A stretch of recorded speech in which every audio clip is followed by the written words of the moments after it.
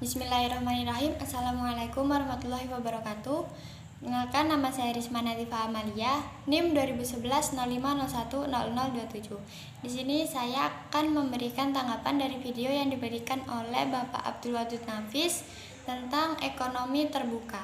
Nah, ekonomi terbuka atau disebut juga dengan ekonomi 4 sektor. Nah, definisi ekonomi terbuka yaitu perekonomian suatu negara yang terlibat luas dalam perdagangan antar negara atau perdagangan internasional sehingga terjadilah ekspor dan impor. Perekonomian terbuka terdiri dari 4 sektor. Yang pertama perusahaan, kedua rumah tangga, ketiga pemerintah, dan yang keempat yaitu negara lain.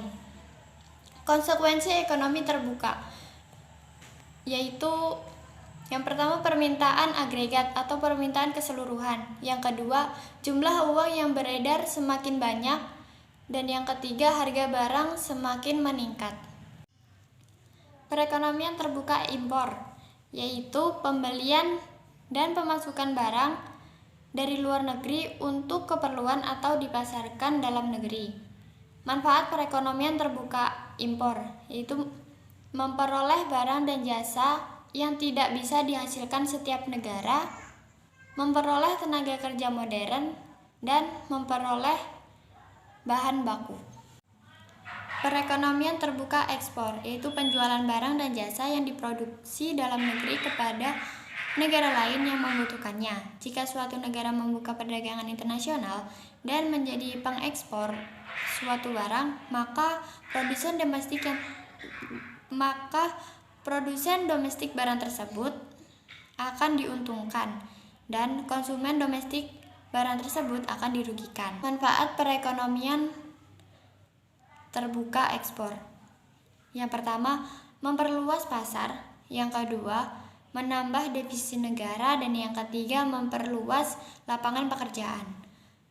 Selanjutnya, keseimbangan perekonomian terbuka, yaitu syarat keseimbangan pasar dalam perekonomian terbuka itu meliputi penawaran dan pengeluaran agregat dalam perekonomian.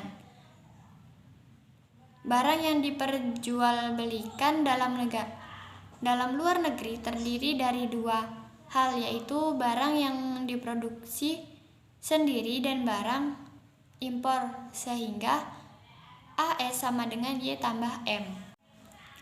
Pemasukan dan pengeluaran dari perekonomian terbuka. Dalam pendekatan pemasukan dan pengeluaran, keseimbangan pendapatan nasional akan dicapai dalam keadaan I ditambah G ditambah X sama dengan S ditambah T. Selanjutnya, perekonomian terbuka pada sistem ekonomi Islam. Prinsip dasar yang telah ditetapkan Islam mengenai perdagangan adalah kejujuran, kepercayaan, dan ketulusan dari pelaku transaksi yang menjadi tolak ukur dalam melakukan perniagaan. Sejarah menyatakan bahwa Islam mengajukan perdagangan internasional dibuktikan dengan Rasulullah SAW yang berdagang dari Mekah ke Syria, Yaman, dan daerah lainnya. Sekian dari saya, kurang dan lebihnya mohon maaf.